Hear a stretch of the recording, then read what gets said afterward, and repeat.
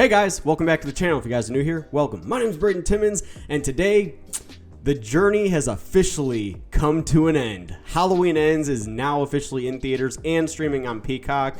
I know that there are a lot of you that are going to see it in the theater and a lot of you that are also going to be watching it on Peacock. But nonetheless, I hope that you guys are enjoying Halloween Ends. Before I get into my review, I need to know exactly what you guys thought of this movie. So be sure to leave comments down below and let me know what your thoughts are on the final chapter of the Laurie Strode and Michael Myers saga. This has been something that they've been building towards since Halloween 2018, and then after Halloween 2018 was so successful, they not only greenlit one but two sequels.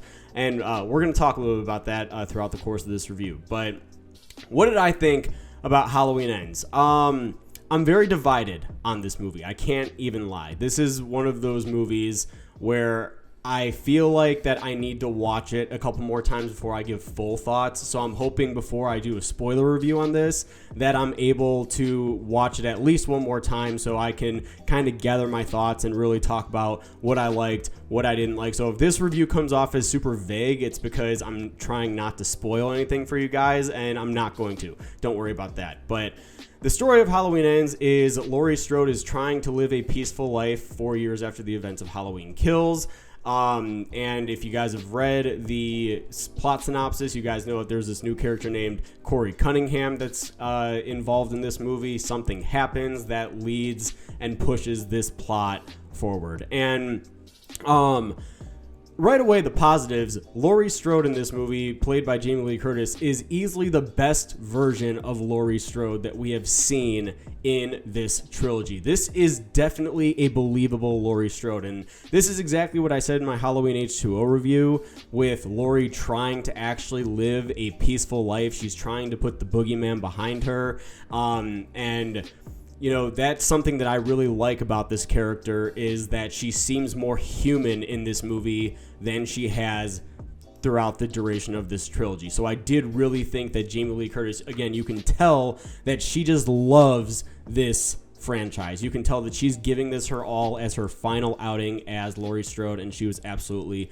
great in the movie. The cinematography was absolutely great. I thought that this was a really good looking movie. I will say that the atmosphere, the Halloween overall atmosphere that has really kind of shined in these last two movies, is definitely put on the back end here. The movie looks great, but the Halloween vibe just isn't necessarily there. The music is great in this movie. It's John Carpenter, Cody Carpenter, Daniel Davies. I thought that the score, this is, like, I really don't know how I want to rank the scores yet, but this is really strong stuff. I think that the music is absolutely great throughout the course of the entire film. And then there's really, if I can pinpoint certain parts that I really liked in the movie, the first 20 minutes is absolutely great, and the final 10 minutes is absolutely great. So I like about 30 minutes of this movie the most, and then in the middle is where I really start to get divisive, because this movie, guys, it makes a incredibly bold decision. Like, you guys have heard about them going in a different, new, bold direction, and they definitely do. This is something that is really dividing fans. Like I said, I can't really give my full interpretation about what I think about this movie until I see it at least one more time. Like, this is just something that I see some people saying that they love and some people saying that they hate. Like, the one thing I will say is that I didn't hate this movie. I liked it. I liked certain elements enough to where I definitely don't think that this is one of the worst in the franchise. But I will say I am very mixed on the Corey Cunningham character. I think that he is someone that does get a lot of screen time, and we spend a lot of time with this character.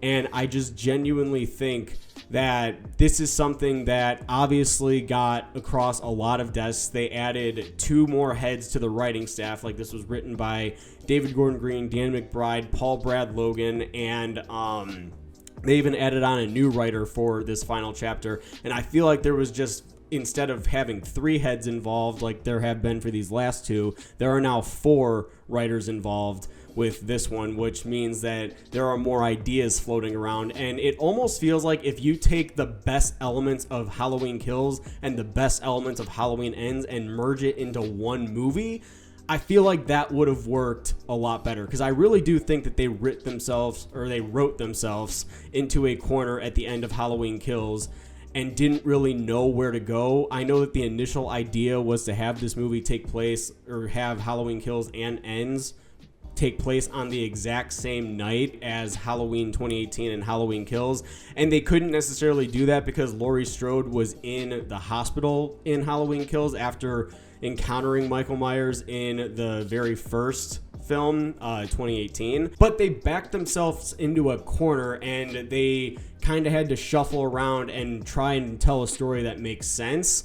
And I think that that's where some of my mixed feelings comes, like, you know, with Corey Cunningham, because this is a character that we just got introduced to in the 3rd and final installment, and there's not a whole lot of a title character that we really, you know, want to see. And I will say that the negatives in this movie definitely comes down to the element that we were all hoping to see, and that was with Michael Myers and Laurie Strode. There's really, I feel like that the final confrontation that we get with Michael Myers and Laurie Strode, I genuinely do feel like that it was cut very short. I actually saw this movie with my girlfriend tonight. She is not a big horror fan by any stretch of the imagination. You guys probably hear me talking about that constantly on this channel if you guys watch me a lot. But she even said that the final confrontation just kind of felt a little bit short and rushed. And I couldn't agree more with that statement. I do think that the final 10 minutes is really solid, but it's just everything in between that I'm still very, very torn on. And maybe it'll grow on me over time. But that's just kind of like where my thoughts right now are with Halloween Ends. Like, I didn't hate this movie. I didn't love this movie. My hope was that I was going to be able to go into Halloween Ends and walk out and be incredibly satisfied, and I wasn't necessarily as satisfied as I wanted to be. In the end, I'll say that this movie revs to life in fractions. Like, there are some really great stuff that is in this movie, and I'm like, oh my god, yes, they're doing stuff so right. And then there are some things that they just do so wrong in this movie, and that's kind of where my frustrations arise. It's like this team just has flashes of greatness throughout this trilogy, and that's really the best way to describe it. That these movies, if they were able to maybe take the best elements out of each of these films and maybe merge it into one movie, or maybe even just 2 movies, I feel like that it would have been a lot stronger, and maybe it would have paid off a little bit more. That's my personal opinion. So in the end, I'm gonna give Halloween Ends a C- to start. Maybe this will, you know, increase over time, but I'm gonna give this movie overall a C-, and I just don't think that certain elements worked for me, and that's where my head's at right now. So with all that being said, post your guys' comments down below. Let me know, what do you guys think of Halloween Ends? Did you guys love it? Did you guys hate it? Did you guys kind of find it somewhere in between? Whatever your thoughts are, comment below, let me know. And as always, if you guys like this, don't forget to join me on my journey to 15,000 subscribers, and I will see you guys in my next video.